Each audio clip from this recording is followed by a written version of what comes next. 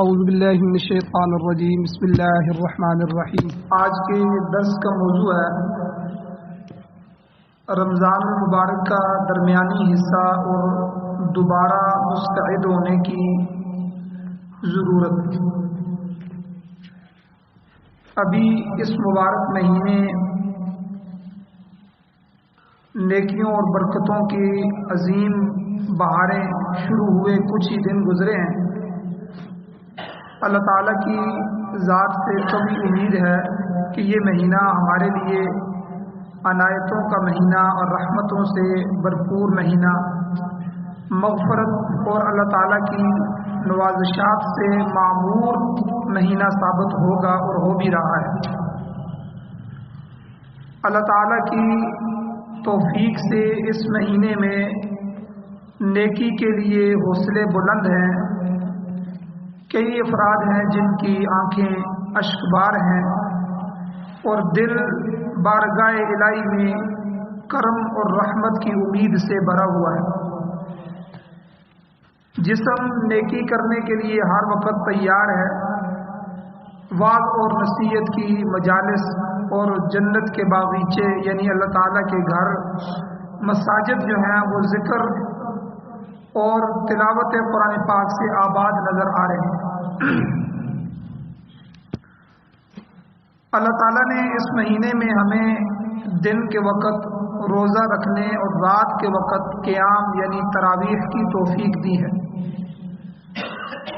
بہت سے لوگ ایسے ہیں جو روزوں سے بھی محروم ہیں اور رات کی تراویح اور سجدوں سے بھی محروم ہیں۔ اللہ تعالیٰ نے ہمیں یہ توفیق دے کر اپنے ہاں معزز بننے کا موقع فراہم فرمایا۔ ہمیں اللہ تعالیٰ نے انواع اور اقسام کی نیکیاں کرنے کی، عبادات کرنے کی، اذکار کی، دعاؤں کی، صدقہ خیرات کرنے کی ہمت بخشی۔ اس پر ہم اللہ تعالیٰ کا شکر ادا کرتے ہیں، الحمدللہ کہتے ہیں کہ یہ محض اسی کا احسان ہے، یہ اللہ کی توفیق ہے۔ اگر اللہ کسی کو توفیق نہ دیں تو کوئی آدمی کوئی نیکی نہیں کر سکتا۔ لا حول ولا قوت الا باللہ، نیکی کا کرنا اور گناہوں سے بچنا یہ کسی انسان کے بس میں نہیں ہے، یہ اللہ کی توفیق سے ہی ہوتا ہے۔ تو یہ جتنی بھی چیزیں ابھی میں نے ذکر کی ہیں، جتنی عبادات، یہ سب اللہ تعالیٰ کی توفیق سے ہوا ہے اور اللہ نے ہمارے اوپر کرم اور احسان فرمایا ہے۔ ہم ان تمام نوازشوں پر اللہ تعالیٰ کا شکر ادا کرتے ہیں اور ساتھ ہی ہم یہ دعا بھی کرتے ہیں کہ یا اللہ ہماری ان ٹوٹی پھوٹی کاوشوں کو شرف قبولیت نصیب فرما۔ علماء نے لکھا ہے کہ قبولیت ہونا اور نہ قبولیت ہونا اس کی علامات بھی ہیں۔ اللہ تعالیٰ کے ہاں عبادات کی قبولیت کی علامت یہ ہے کہ انسان بہتری کی جانب چلنا شروع ہو جاتا ہے، کہ مقبول نیکی جنت کی طرف رہنمائی کرتی ہے، جبکہ دوسری جانب نیکیوں کے مسترد ہونے اور دھتکارے جانے کی علامت یہ ہے کہ انسان الٹے پاؤں پھر جاتا ہے، نیکی کو چھوڑ بیٹھتا ہے یا اس میں سستی شروع کر دیتا ہے۔ نیک عمل کبھی کیا کبھی نہ کیا، کبھی چل پڑا کبھی چھوڑ دیا، تو اس پر انسان چلنا شروع ہو جاتا ہے۔ جیسا کہ رمضان المبارک کا درمیان جب آتا ہے تو انسان اسی طرح شروع کر دیتا ہے، ہماری حالت اسی طرح سامنے آنی شروع ہو جاتی ہے کہ آہستہ آہستہ نمازیوں کی تعداد میں کمی آنے لگتی ہے۔ تلاوت کرنے والے ان مناظر میں بھی جوش و خروش نظر نہیں آتا جو شروع رمضان سے نظروں کو تازگی بخش رہا تھا، اور تراویح کی نماز میں بھی نمازیوں کی تعداد کم ہوتی نظر آتی ہے۔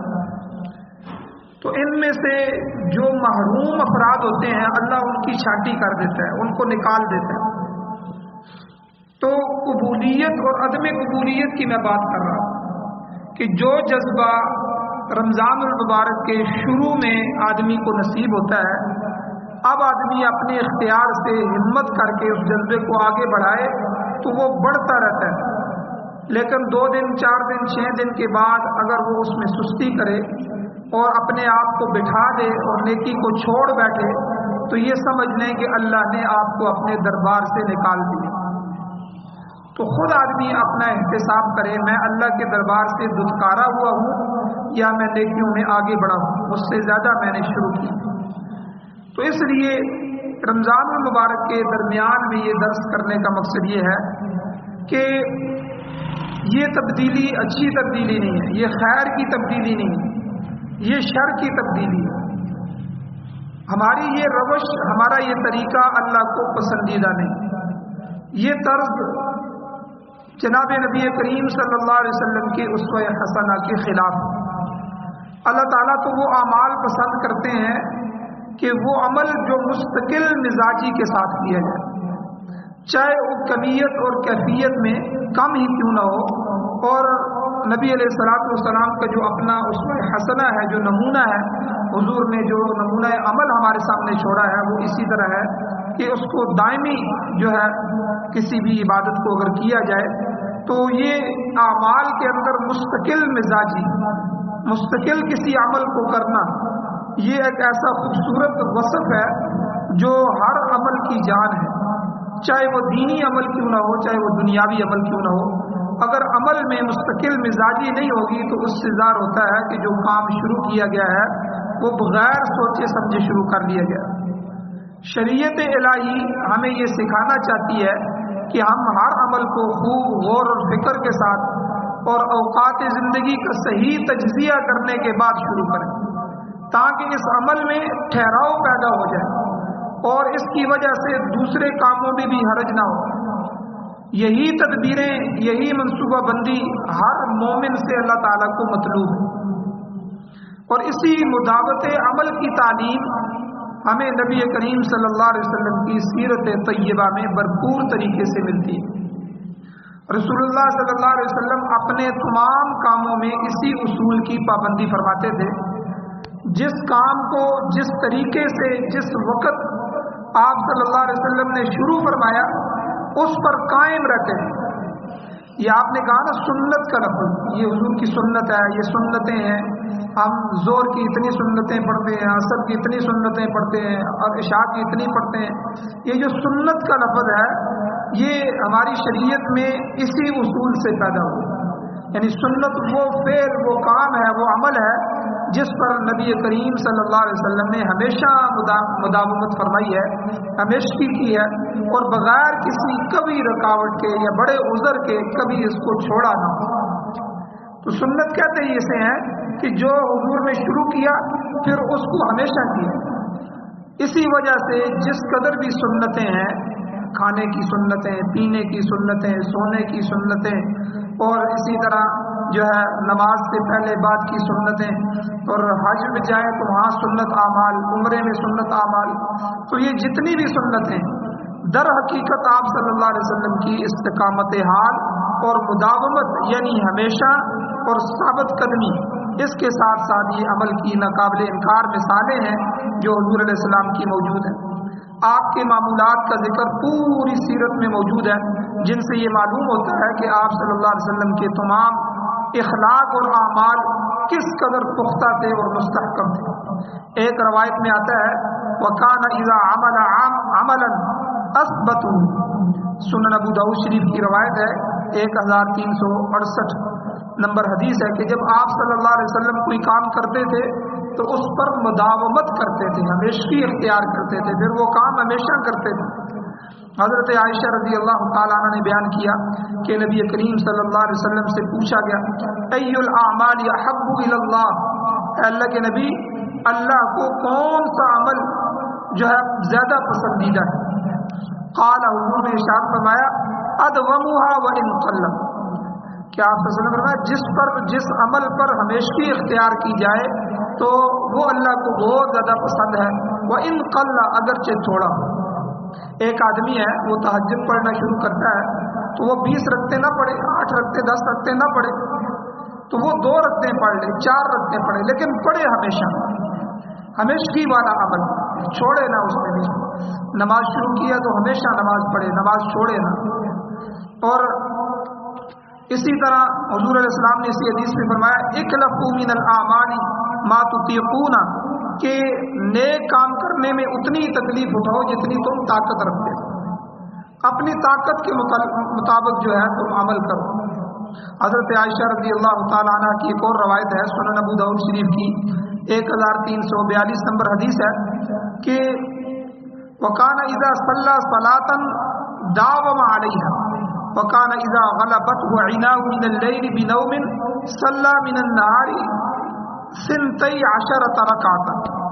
اما عائشہ صدیقہ فرماتی ہیں کہ جب بھی آپ صلی اللہ علیہ وسلم کوئی نماز پڑھتے تو اس میں مداومت کرتے، رات کی نماز میں ہمیشہ تہجد پڑھی تو پھر ہمیشہ پڑھی، ساری زندگی پڑھی، اور جب رات کو آنکھوں میں نیند غالب آ جاتی تو دن میں 12 رکعتیں ادا فرما دیتے۔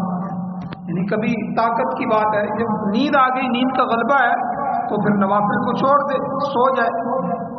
تو اس لیے آپ صلی اللہ علیہ وسلم راتوں کو اٹھ کر عبادت کرتے تھے۔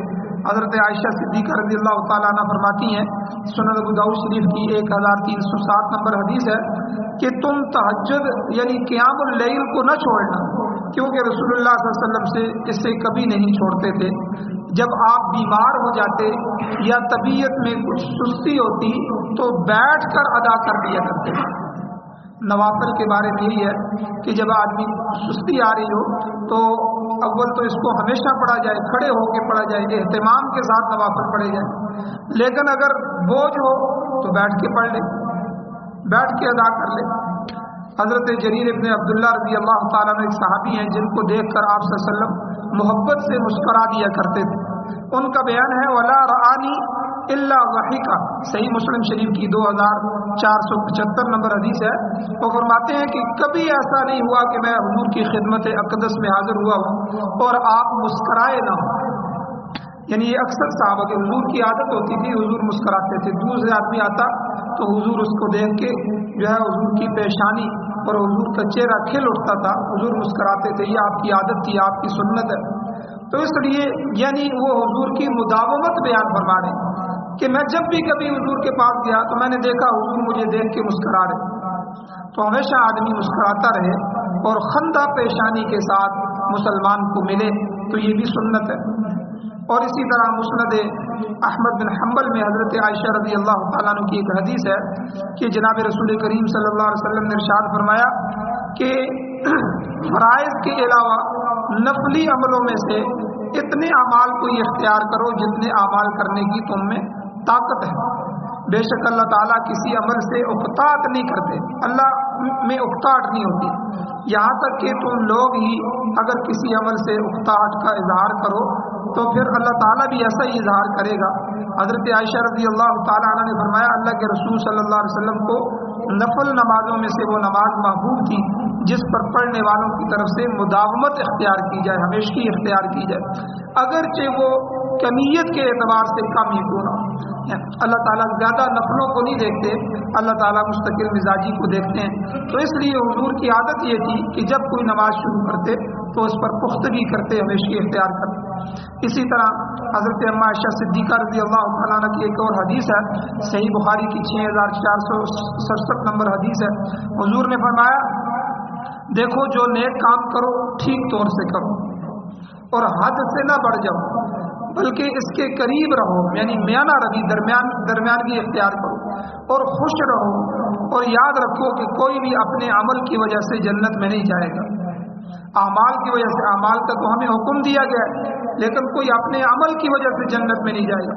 تو صحابہ نے کہا قالوا ولا انت یا رسول اللہ، اے حضور کیا آپ بھی اپنے اعمال کی وجہ سے جنت میں نہیں جائیں گے؟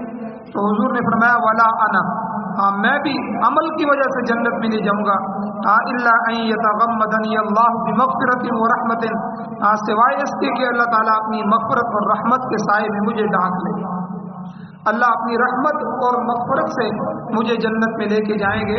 تو اعمال پر بھروسہ نہیں کرنا لیکن اعمال کرنے ہیں، ہمیں حکم دیا گیا ہے۔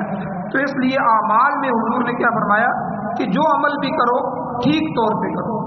ہم پہلے تو نماز روزہ کرتے ہی نہیں ہیں، جب نماز کے لیے آتے ہیں تو نماز ہماری جیسی ہوتی ہے ہمیں پتہ ہے، تو اس لیے اگر نماز پڑھنی ہے تو پورے وقار کے ساتھ بندہ کھڑا ہو اور اللہ کی طرف دھیان ہو، اللہ کی محبت اس کو کھینچ رہی ہو، اور جو کچھ پڑھ رہا ہو توجہ کے ساتھ اس کو پڑھ رہا ہو، اور جو ہے پورے آداب کا خیال رکھتے ہوئے پڑھ رہا ہو، تو یعنی پوری توجہ اخلاص خشوع خضوع کے ساتھ اللہ تعالیٰ کے سامنے کھڑے ہو کے سجدہ کرے، رکوع کرے، قیام میں کھڑا ہو اور اللہ تعالیٰ کی یاد میں اس میں غافل نہ ہو، تو یہ ایسا عمل کرو۔ حضور نے فرمایا جو بھی عمل کرو پوری طریقے سے کرو، اچھے طریقے سے کرو، ٹھیک طور پہ کرو اور حد سے نہ بڑھو، درمیانہ رویہ اختیار کرو۔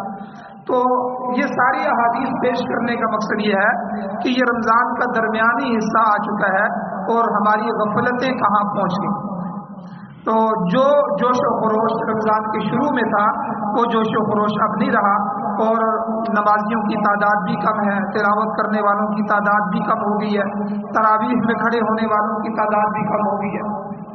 تو یہ قبولیت اور عدم قبولیت کا معیار، جیسے میں نے پہلے شروع میں ذکر کیا، اللہ تعالیٰ اگر آپ کو توفیق دے رہے ہیں اور پھر توفیق دے رہے ہیں اور پھر توفیق دے رہے ہیں تو سمجھ لیں کہ یہ اللہ کی طرف سے قبولیت کی علامت ہے کہ آدمی اپنی اس نیکی میں دن بدن بڑھ رہا ہے، مضبوط ہو رہا ہے، توجہ کے ساتھ کر رہا ہے، اسے اپنی ذمہ داری سمجھتے ہوئے کر رہا ہے۔ لیکن اگر اس عمل کو شروع کرنے کے بعد سستی پیدا ہو رہی ہے اور اس کے اندر جو ہے پیچھے آنا شروع ہو رہا ہے اور کرتے کرتے چھوٹ رہا ہے، یہ اکتاہٹ اور سستی یہ اس بات کی علامت ہے کہ آدمی اللہ تعالیٰ کے ہاں قبولیت کو کھو چکا ہے، اللہ کے ہاں وہ گر رہا ہے۔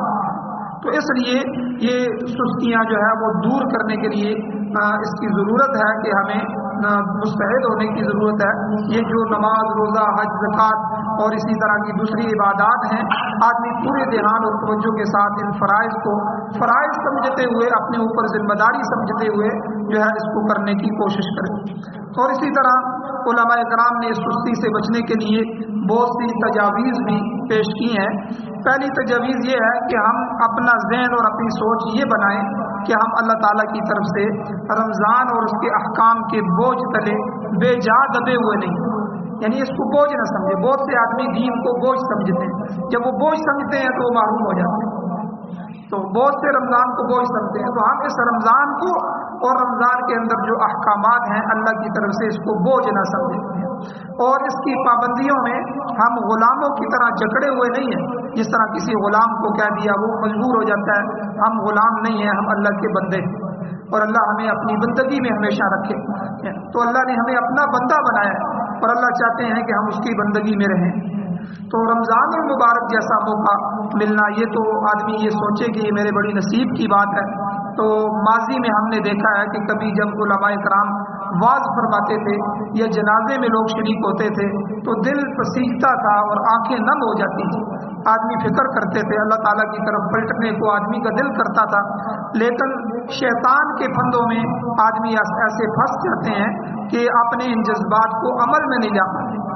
اور اس سب کی تلافی کے لیے یہ مبارک مہینہ اللہ تعالیٰ کی جانب سے روح کی مسلسل طہارت کے پروگرام کا ایک حصہ بن کر مجھے ملا ہے۔ اس پروگرام میں مسلمان کو ہر وقت ذکر الہی اور موقع بموقع جو مسنون دعائیں ہیں ان کے جو ہے اختیار کرنے اور آداب کی ترغیب دی گئی ہے۔ اور اس مہینے کو ہمارے لیے اللہ تعالیٰ نے شیطان اور نفس سے محافظ بنا کر بھیجا ہے، جیسا کہ نبی علیہ السلام کی حدیث سے معلوم ہوتا ہے۔ حضور نے فرمایا کہ روزہ گناہوں کی ڈھال ہے، گناہوں سے روکتا ہے، اور ہم خود ہی اس ڈھال کو پھاڑ دیں یا اس کو رکھ دیں اور اپنے آپ کو دوبارہ اسی طریقے پر چلانے کی کوشش کریں جو نفس اور شیطان کا طریقہ ہے، تو یہ آدمی کی کتنی بڑی کمبختی۔ تو سب سے پہلے یہ سوچے کہ اللہ تعالیٰ نے میری تربیت کے لیے مہینہ مجھے نصیب فرمایا ہے، مجھے اسے سستی کے انداز میں نہیں گزارنا۔ دوسرا، رمضان المبارک کی اس عطا کو اللہ رب العزت کی طرف سے ایک انعام سمجھا جائے کہ جب اس نے ہمیں رمضان المبارک کی مبارک گھڑیوں میں زندہ رکھا ہے تو اس کا مطلب یہ ہے کہ اس نے ہمیں اپنے گناہوں سے خلاصی کروانے کا اللہ نے موقع عطا فرمایا۔ ہم اس پر اس کا شکر ادا کریں، رمضان کا استقبال کرنا ہے، اس کے ہر نئے دن کو نئے جذبے کے ساتھ, نئی ہمت کے ساتھ شروع کریں. آنکھ کی حفاظت, کان کی حفاظت, زبان کی حفاظت کے ذریعے اس ڈھال کو مضبوط کرتے رہیں اور اس کے ہر گزرے لمحے پر جو جتنے بھی لمحے گزرے ہیں کمی اور افسوس اور استغفار کرتے رہیں. گزرتے لمحات کو قیمتی جانیں اور اللہ کی حمد بیان کریں, اور آتے ہوئے جو لمحات ہیں ان کے لیے خود کو پہلے سے زیادہ تیار کریں, اور اللہ تعالیٰ سے عافیت اور توفیق بھی مسلسل مانگنے کا اہتمام کریں. یاد رکھیں ہم دعا نہیں مانگتے. میں ہمیشہ سے گلہ کرتا ہوں کہ ہم دعا نہیں مانگتے, اللہ سے مانگتے ہی نہیں ہیں. جو مانگ رہے ہوتے ہیں ان کے مانگنے سے بھی پتہ چلتا ہے کہ وہ مانگ نہیں رہے. تو یہ دعا مانگنا ہر عمل کا مغز ہے. حضور نے اس کو عبادت کا مغز کہا ہے, دعا مخ العبادت. تو اس لیے اللہ سے مسلسل مانگا جائے. اس میں اللہ تعالیٰ سے عافیت مانگی جائے, اے اللہ مجھے عافیت عطا فرما, اے اللہ مجھے توفیق عطا فرما. ٹھیک ہے, یہ توفیق مجھ سے کھینچنا نہیں ہے. تو یہ ایک تو بندہ اس کو اللہ کا انعام سمجھے گا, اس پر شکر بھی کرے گا اور اللہ تعالیٰ سے پھر مانگے گا بھی. اور اسی طرح تیسرا مشورہ علماء نے دیا کہ ہر وقت حضور علیہ السلام کی جو مجلس میں حاضر رہنے والے صحابہ اکرام کا معاملہ تھا کہ حضور کی مجلس میں جو روحانی کیفیت ہوتی تھی وہاں سے ہٹنے کے بعد وہ اس میں کمی محسوس کرتے تھے. بہت سے صحابہ خود فرماتے ہیں حضور کی مجلس میں ہم بیٹھے ہوتے ہیں تو ہماری طبیعت اور ہوتی ہے, جب مجلس سے ہٹ جاتے ہیں تو ہماری طبیعت, چونکہ جب ہم کمزور ماحول میں آتے ہیں, گھر کا ماحول, تجارت کا ماحول, دنیا کا ماحول, باہر کا ماحول, اس کا اپنا اثر ہوتا ہے. تو لہذا یہ کبھی کبھار کے جو بعض ہیں وہ لہذا یہ سن لینا کافی نہیں ہے, بلکہ رمضان اور غیر رمضان میں بھی روزانہ کی تعبیر جو ہے ترتیب بنائی جائے کہ ہم ایسے ماحول کا اپنے آپ کو عادی کریں. کسی اللہ والے کے ہاتھ پہ بیعت ہو جائیں اور کم از کم ہفتے میں ایک دن ان کی مجلس کو اختیار کیا جائے, پھر جو اذکار وہ بتائیں ان اذکار کو اپنا معمول بنائیں. ٹھیک ہے, ہر روز کی یہ توجہ کی ضرورت.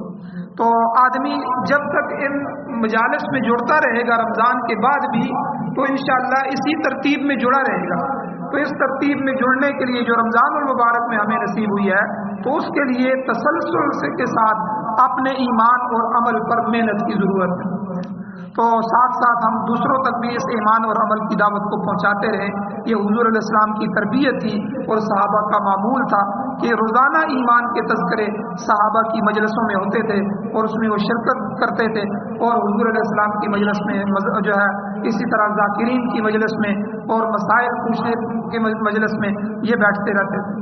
تو جب آدمی انہی مجالس کو اختیار کرتا ہے تو ہمیشہ اللہ تعالیٰ پھر اس کو توفیق بھی دیتے رہتے ہیں, ورنہ اگر یہ مجلسیں آج سے چلی جائیں تو آدمی کے لیے ایمان بھی جانے کا خطرہ ہوتا ہے. آج کل کا زمانہ تو بہت خطرناک آ گیا, تو آدمی باہر کی دنیا میں تو بہت سے فتنے دیکھ رہا ہے. تو اس لیے اپنے آپ کو اس ماحول میں, مسجد کے ماحول میں, قرآن کے ماحول میں, ذکر و اذکار کے ماحول میں, واعظ و نصیحت کے ماحول میں, قرآن مجید کے دروس کے ماحول میں, اللہ والوں کی مجالس کے ماحول میں, ان ماحولوں میں اپنے آپ کو جوڑتا رہے. اور اسی طرح مساجد میں, گھروں میں اجتماعی طور پر, انفرادی طور پر بھی بہت سی علماء نے کتابیں لکھی ہیں, ان کتابوں کو پڑھنے کا معمول. فضائل رمضان ہے, رمضان میں ان کا مستقل مطالعہ کیا جائے. اور اسی طرح ایک اور کتاب ہے اکابر کا رمضان, ہمارے بڑوں نے رمضان کیسے گزارا, تو ان کو بھی مطالعہ کیا جائے. جب آدمی کے سامنے کسی کا عمل آتا ہے تو آدمی کے دل میں اس پر عمل کرنے کی کوشش پیدا ہوتی ہے. تو جب ہم اپنے صحابہ اکرام کے اعمال کو دیکھیں گے, حضور کے عملوں کو دیکھیں گے, اپنے اکابر اور بڑے علماء کے اعمال کو دیکھیں گے تو انشاءاللہ ہمارے اندر بھی اس کی طاقت پیدا ہوگی اور اس کے لیے کوشش پیدا ہوگی. اور اسی طرح اپنے دوستوں اور ہم خیالوں کے ساتھ یہ طے کر لیں کہ وہ پورا رمضان خاص طور پر اور سال کے جو بقیہ 11 مہینے ہیں وہ عام طور پر ایک دوسرے کو اعمال کی طرف کھینچ کر لاتے رہیں گے, ایک دوسرے کی کارگزاری بھی لیتے رہیں گے. تو جب آدمی ایک دوسرے ساتھیوں کو مسجد میں اگر 15-20 نوجوان ہیں وہ آپس میں ایک دوسرے کے فون نمبر لے لیں. آپ نے صبح مجھے نماز کے لیے جگانا ہے, دوسرا کہے مجھے جگانا ہے, ایک دوسرے کو نماز کے لیے جگائیں. اگر یہ عمل بن جائے تو ایک دوسرے کا احتساب بھی ہوگا, کارگزاریاں بھی سامنے آئیں گی اور عمل کے لیے مستعد بھی ہو جائیں گے. اب رمضان المبارک جو ہی نکلتا ہے تو نکلتے ساتھ ہی جو ہے وہ آدمی کا ہر چیز جو ہے وہ ختم ہو جاتی ہے. تو بہرحال یہ درس کا مقصد یہ ہے کہ ہم اپنے آپ کو دوبارہ مستعد کریں اور جو کمیاں کمزوریاں ہو رہی ہیں ان کو چھوڑیں، اور جو عمل ہمارا رمضان میں پختہ ہو جائے گا انشاءاللہ ہمیں اللہ باقی مہینوں میں بھی اس کی توفیق عطا فرمائیں گے۔ اللہ تعالیٰ سے دعا ہے اللہ ہمیں عمل کی توفیق عطا